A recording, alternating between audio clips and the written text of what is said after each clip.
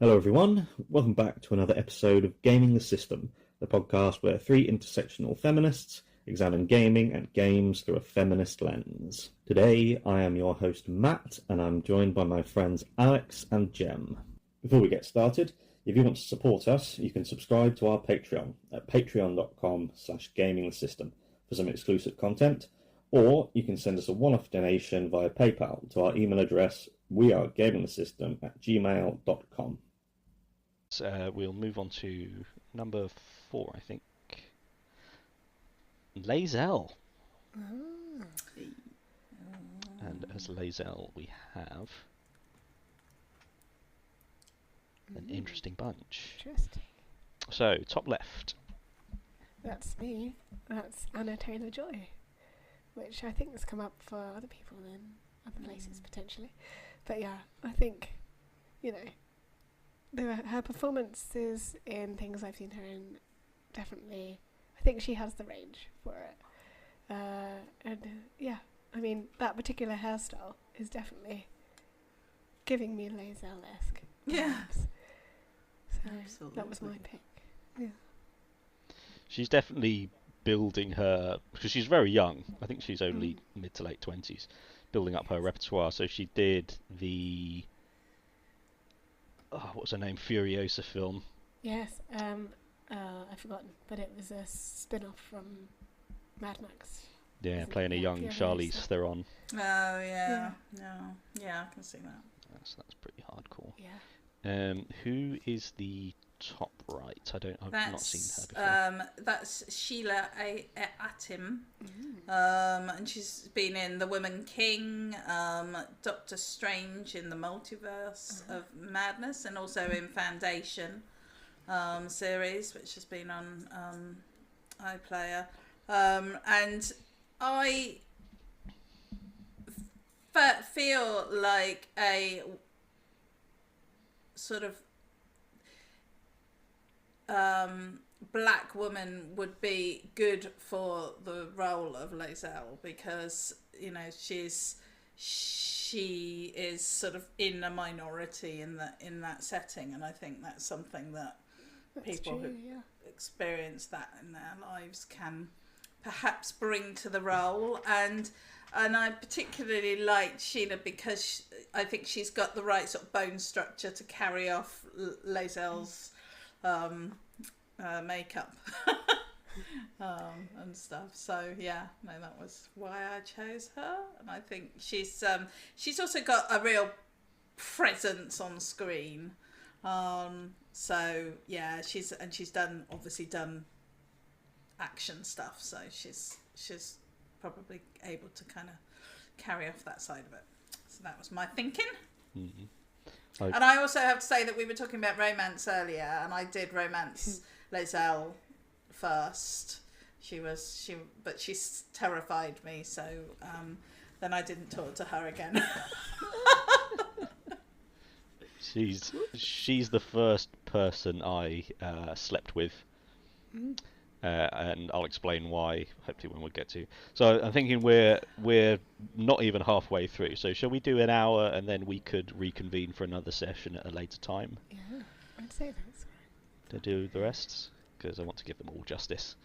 Yes. Cool.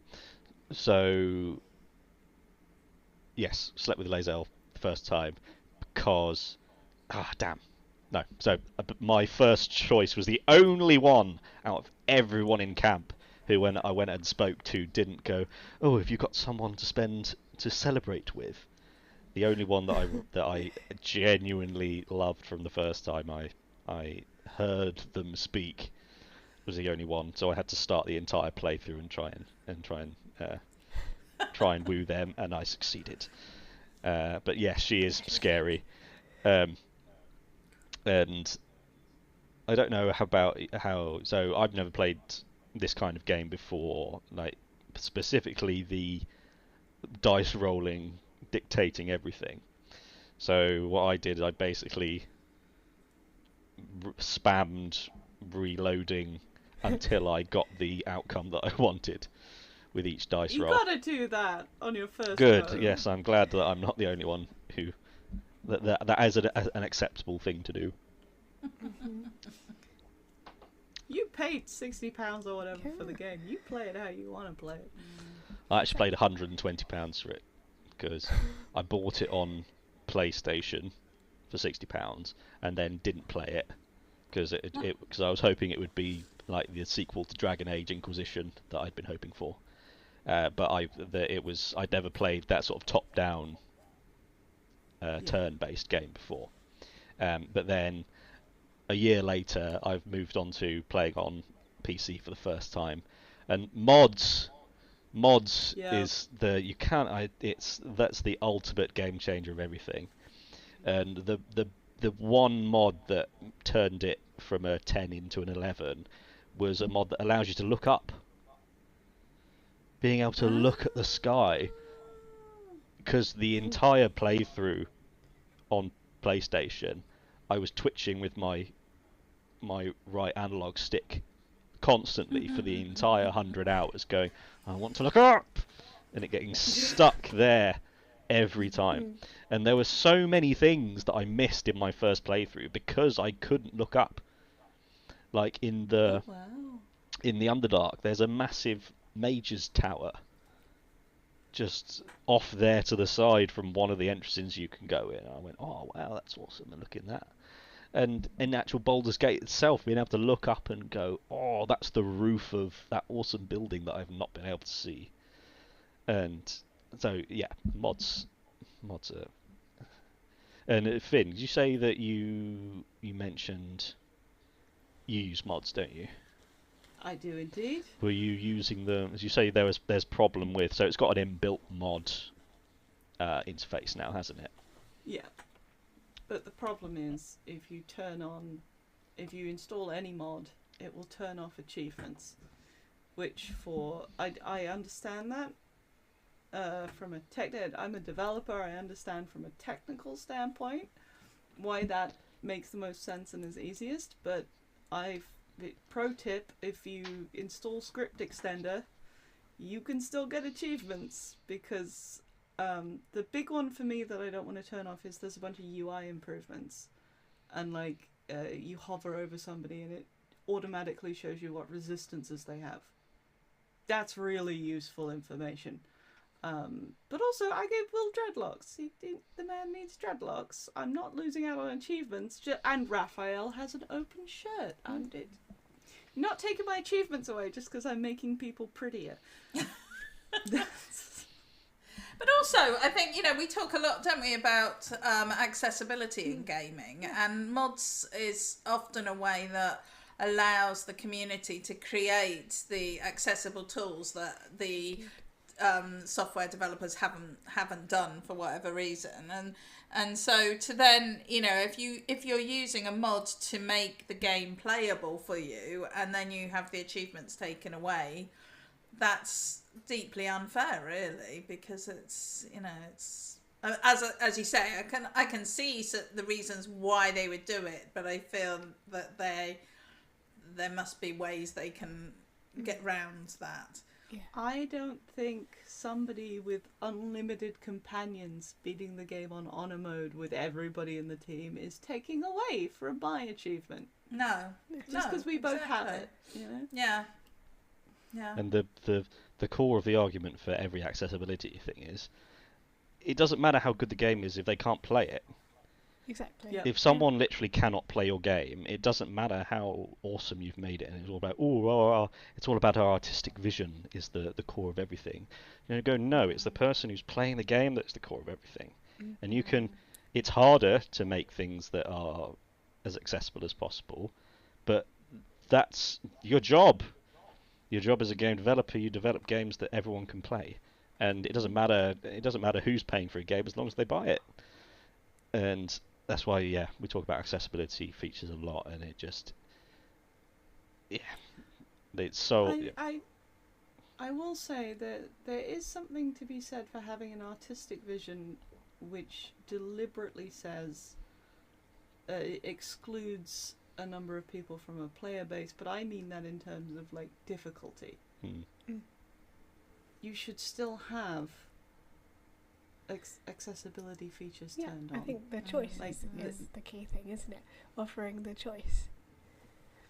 You can have different levels of difficulty, but if you've got some people playing perhaps a difficulty that is accessible for them, that's fine, but other people can play the harder difficulty if they want to, and the two can exist at the same time. Oh, I agree. Yeah, I've just definitely. I've seen people equate the difficulty levels with accessibility in a way that is incredibly unhelpful. Exactly. Yeah. So like, we don't want an easy mode, so we're not going to put in things to help people who are just using joysticks or can't see properly or whatever. It's like, no, those are two separate Yes, issues. absolutely. I mean, accessibility is just that, isn't it? It's about being able to access the game in its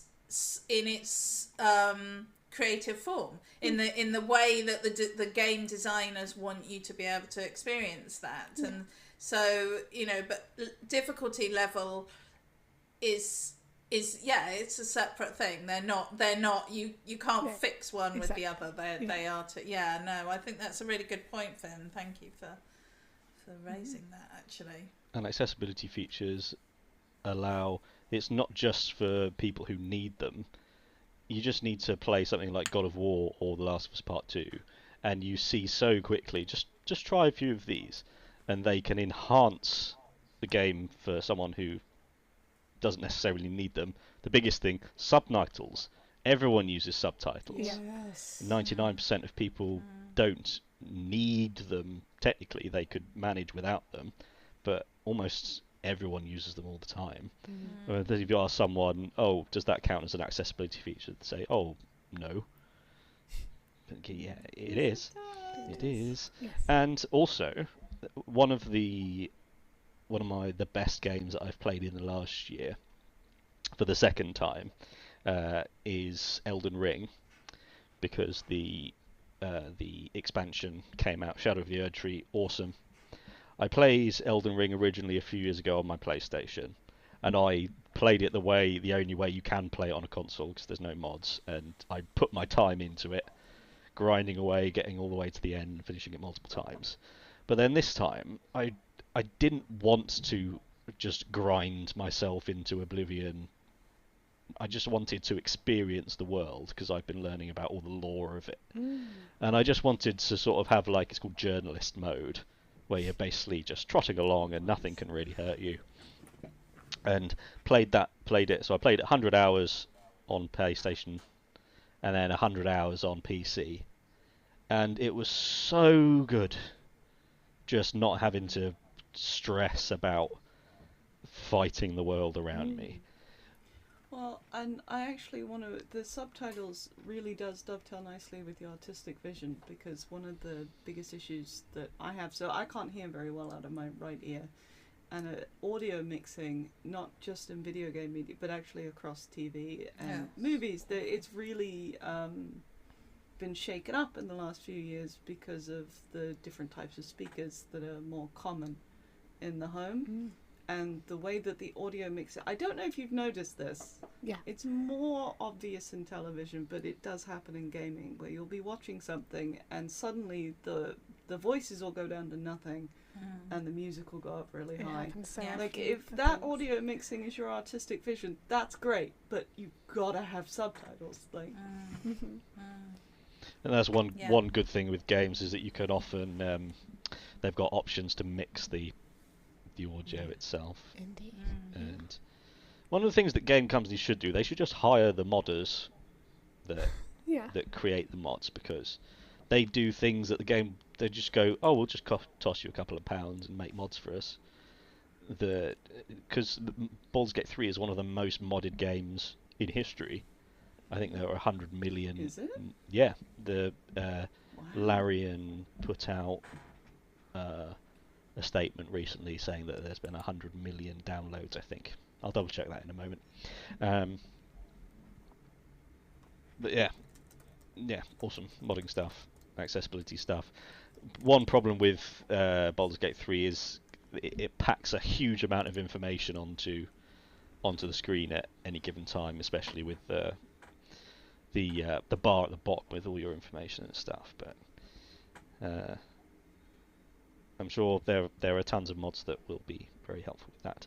I think we're only halfway through our Lae'zel one, so we've done Anya Taylor-Joy and Sheila Atim. The next one is Emily Blunt, which is my one. The picture of her is from Edge of Tomorrow, where she plays this like super soldier, basically killing aliens with Tom Cruise.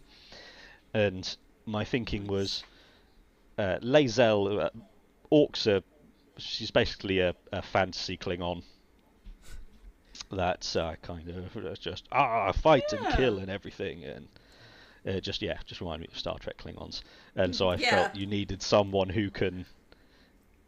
She's got that same zealotry of Shadowheart, but with in a different direction. Of every single line she says has something to do with By Vlakith or Skrull or this or that. She's always angry about something, and and I just thought that Emily Blunt, any actress who, it's getting more common for actresses to properly muscle up for a role, and I just it's really good to be seeing that kind of different like body types that women are having shown on the screen everywhere and in celebrity and that kind of thing. So I think she'd be really good at just beating the shit out of everyone around her. Bottom right, I think that's you, Finn. Dichen Lachman. I'm awake. Yes, I'm going to say something and then everybody should boo. Which is, I really liked Joss Whedon growing up. He's made some good stuff. She was in Dollhouse. I don't know. That's a bit of a obscure pull. But she was very, very, very kick-ass in that. And every role I've seen her in, she has a lot of range from soft to kick-ass. So that's from. She covers the full. That's from Altered Carbon, isn't it? I don't know. Ooh, I'm pretty sure that is. I've never seen Altered Carbon. I've seen it's very, very good. Yeah. But I had to find one where she looked like she'd just been in a fight. Oh yeah, she's actually. That was the best one that came up. She's actually just had a naked fight from that photo, if I remember correctly. Oh. That's very Lae'zel. Yeah. That is very Lae'zel. Yeah, when you have sex with a Lae'zel, you sort of have to like, I'm gonna be in charge thing, and then you have, if you roll high enough, you get I get to be in charge. I think you only get that if you're Dragonborn. Oh. Wow. Interesting. There's the sexuality of characters is an interesting topic as well, because as far as I know, every romanceable character is bisexual. Pansexual, anything sexual, especially Astarion. Yeah. It just made me think Captain Jack Harkness would be a great Astarion, because he's had sex with literally every alien in the galaxy, and I think that's an Astarion energy. I'm gonna die on the hill I picked when we get to it next time. I think we'll do one more. I think we can squeeze in one more. And we're going to have Wyll. Ooh. I think we may have got the same for some of them. So, I've not seen him I've not actually watched him in anything, but from the sounds of it, from what I've heard of him, he is the steamiest of the steamy actors on the circuit at the moment. So, who is that on the top left? That is, I don't know if I'm pronouncing it correctly, so apologies. Regé or Jean Page. Yeah. Yeah, and he was in Bridgerton, the first series of Bridgerton. And he's the same. It's the same in the bottom right corner. Same guy. That one looks a lot more like slightly younger. A younger version of him. Yeah. So. Yeah. Did you pick the same person then? Yeah. We did. Why Apparently did you pick him? Me? Who? Yeah. Yeah. Not either, really.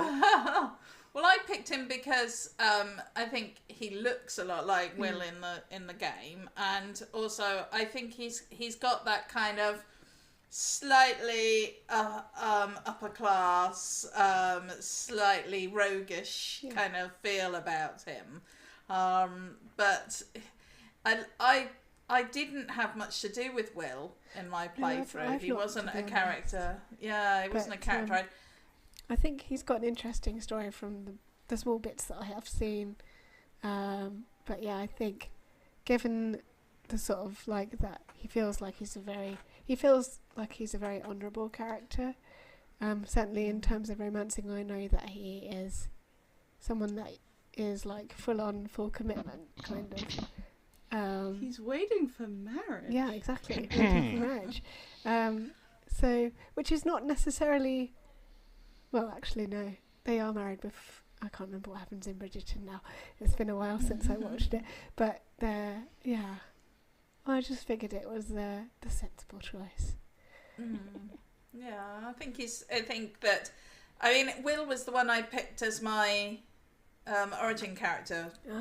Though when I played the origin character, because I wanted to explore his story, because I felt like everyone else's story was quite fleshed out for me during my playthrough, but Will's, it felt like had been a lot that had gone on behind the scenes that we hadn't seen, or and I just thought, yeah, he's got sort of hidden depths, and I think that Reggie is kind of a good actor for conveying that. So yeah, that's mine.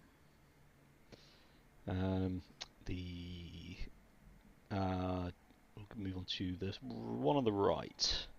That is another doctor, I think. Yep, we got another doctor in there. Nikuti Gatwa, I believe. Yeah. Last name Gatwa. Yeah. I was going for chaotic bisexual energy. Yeah. I had two actors in mind for this because I think that Wyll, depending on which way he goes, and so he's slightly more flexible as a character than Karlak, but not that much. Like, he won't leave if you slaughtered the grove. So if we're going for carefree Wyll, we're going chaotic bisexual energy. I just thought the latest Doctor was the perfect candidate for that.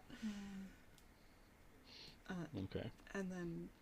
But we all know that the Doctor has a dark side, so, maybe he can can cover both bases. Well, literally. But the problem is, Will's just a criminally underwritten character. Yeah. And, I understand there was a very, very, very last-minute change of actor, a very last-minute change of character. Yeah, real last-minute. The original Wyll was more dark and, obsessed with the optics of being a hero, but wasn't a hero, and then his eye was taken out by a goblin. So, in Act 1, when you're with the goblins, he, really has a grudge against them and is really underbelly. But people didn't like it, so they changed it. I just wish they'd given him more dialogue and choices. Yeah. But because of that, that's why I picked two different people. So the bottom left one is yours as well. Yes, and I am so gonna say this wrong. It's Chuedel, and then Ejiofor. And referring again to my prior Joss Whedon habit, has anybody seen Serenity? Yes. He is the bad guy in the movie Serenity. Oh, yes, he is, isn't he? Dripping class. This is... I've seen him in other stuff, but that's the big one where it doesn't matter when this man is on screen. He's just class and sex. Yeah. on full on display. So I was like, okay, well that's our alternative Wyll. Because he is a nobleman. We have our chaotic bisexual, or we have our very noble, classy, sexy adventurer. So Chiwetel is him before he makes his pact with the devil, and then he in the freedom away from the big city and his father's pressure, he becomes the chaotic bisexual. I like that. That's They should have written that. That would have been perfect. I've decided this time, after Gale, I will say that he's my least favourite character. After you guys have shown, after you guys have said yours, have shown. Obviously, you like him because of these fantastic actors. Have any of you played Mass Effect Andromeda? No.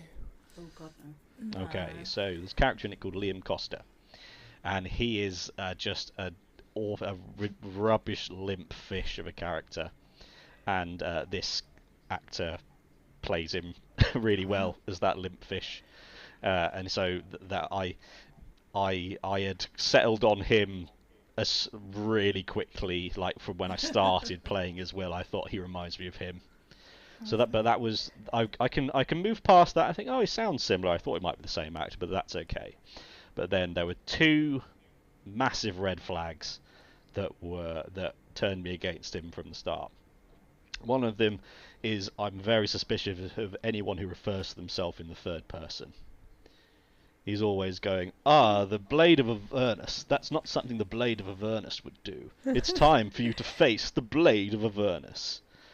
And later on, when he decides whether I'm going to be am I either going to stay the Blade of Avernus or become the Blade of Baldur's Am I Gate? going to stay the Blade of Frontiers, or am I going to become the Blade of Avernus? Yes. Yeah. And then he makes his decision, and you all go, okay. And then you go back to whatever you were doing. No, but he doesn't make the decision. That's what's so bad about it. And I don't want to go into it too much, but like the racism underlying the character choices that were made between it. Oh, poor Wyll. Okay. He does do what he thinks is best. He did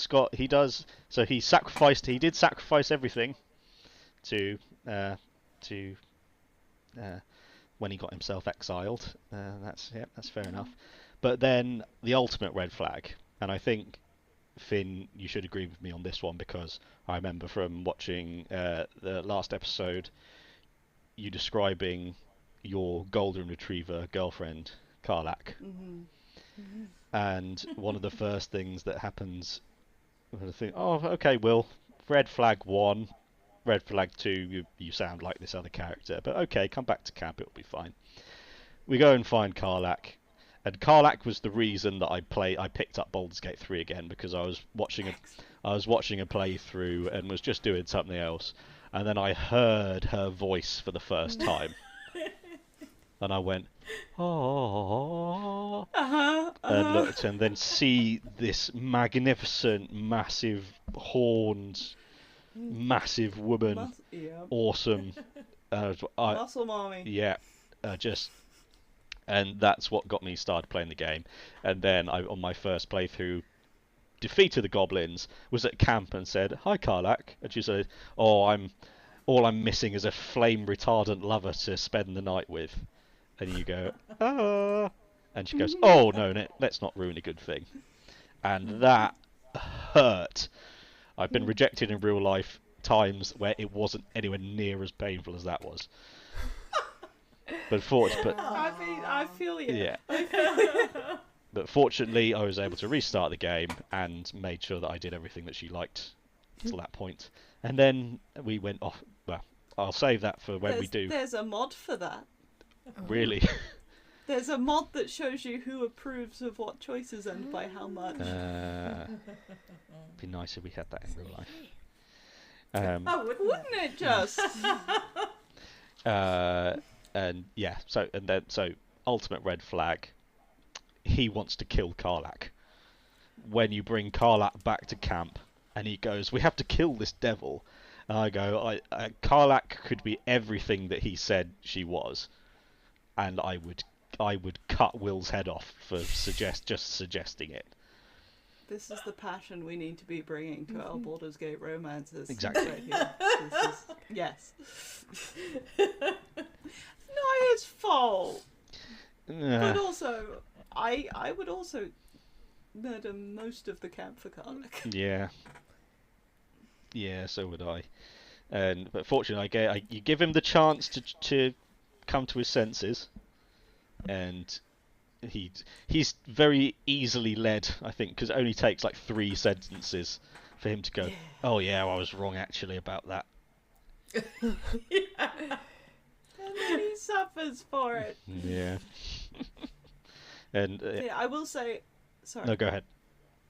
I will say that the only thing I haven't let him try and make that decision for himself yet at the beginning, because I've been playing on honor mode quite a lot.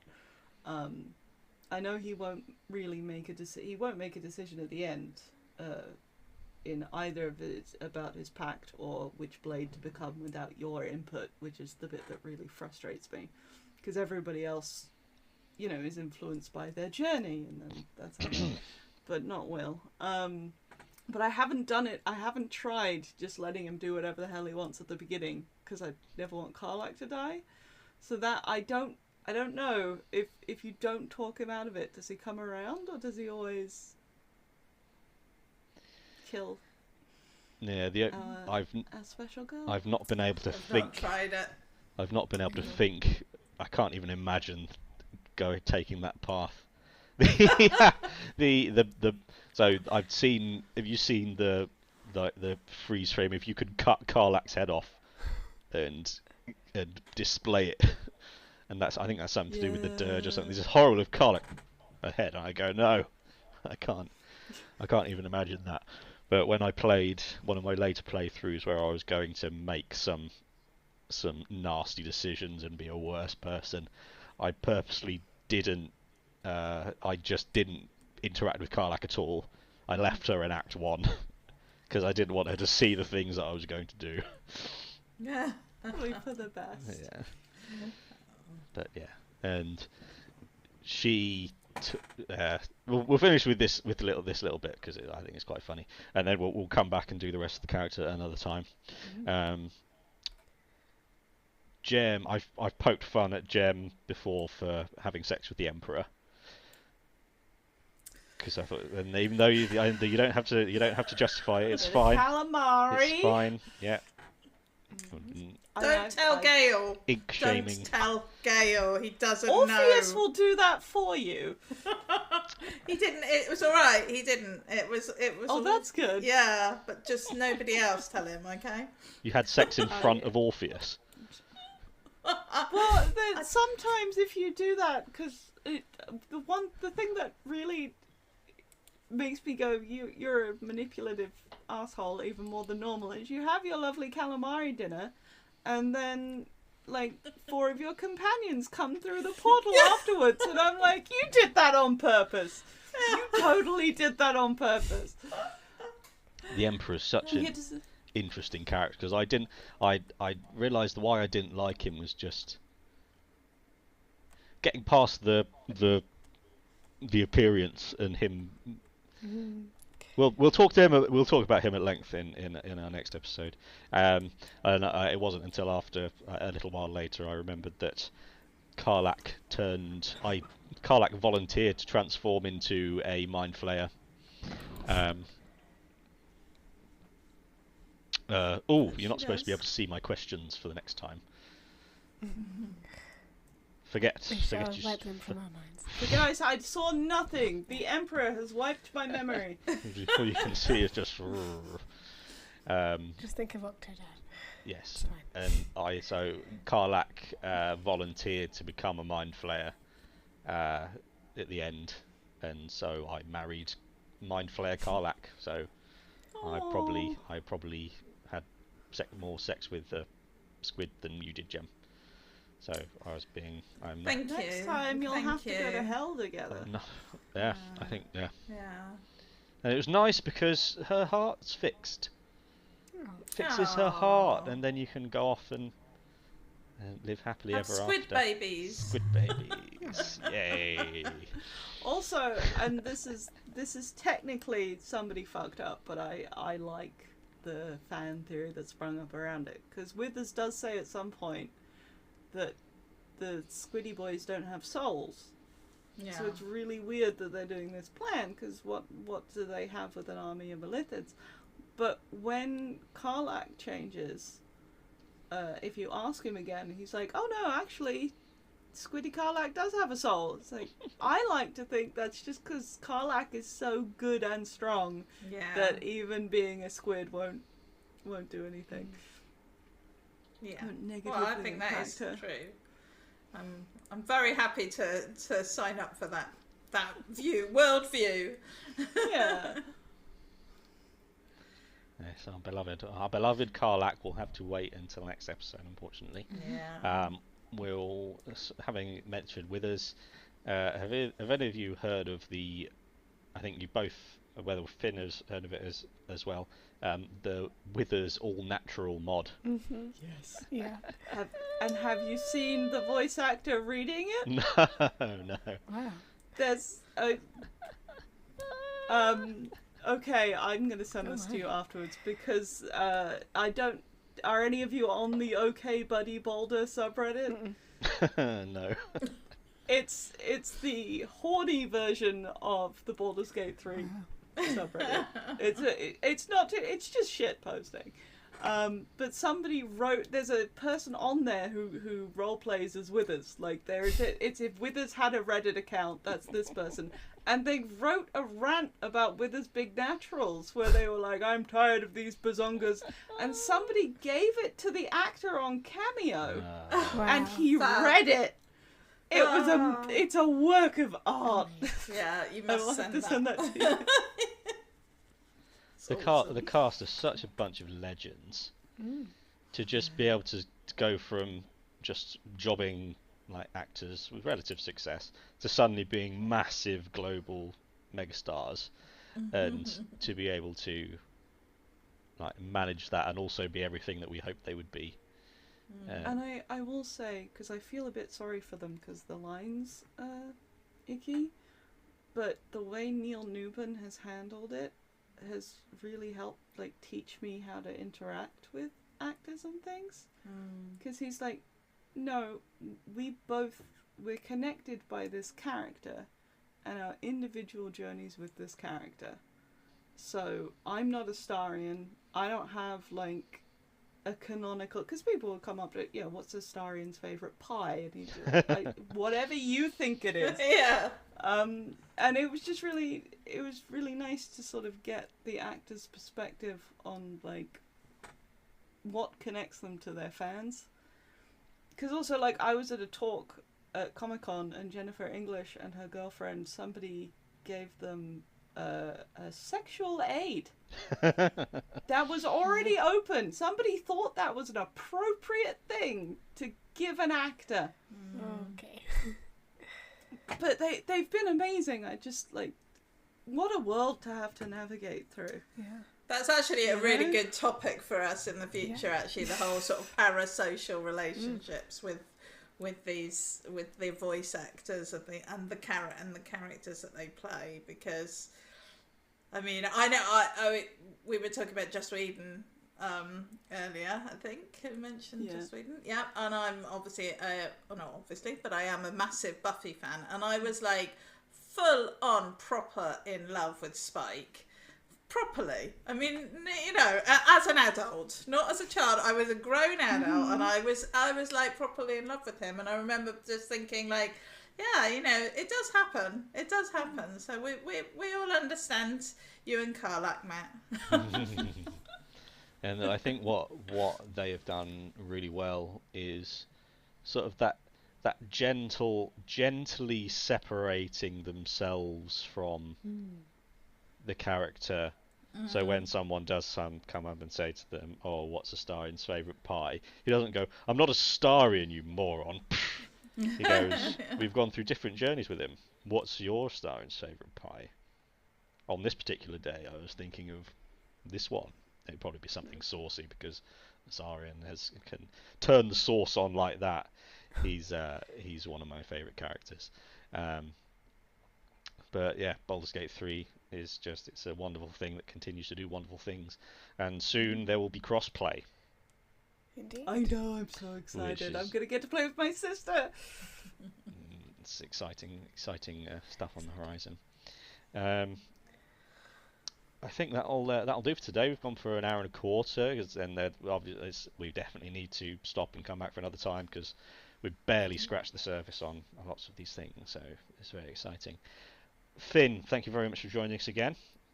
Hopefully, always happy to talk about Baldur's Gate. Thanks for having me. You're very, very welcome. You're very welcome. Thank you. And we have myself, Matt, Alex, and Jem. You see new stuff from us every Thursday. Let us know what you think in the comments, and if you want more Baldur's Gate 3 stuff, we'll be coming up with it shortly. So until next time, bye-bye. Bye.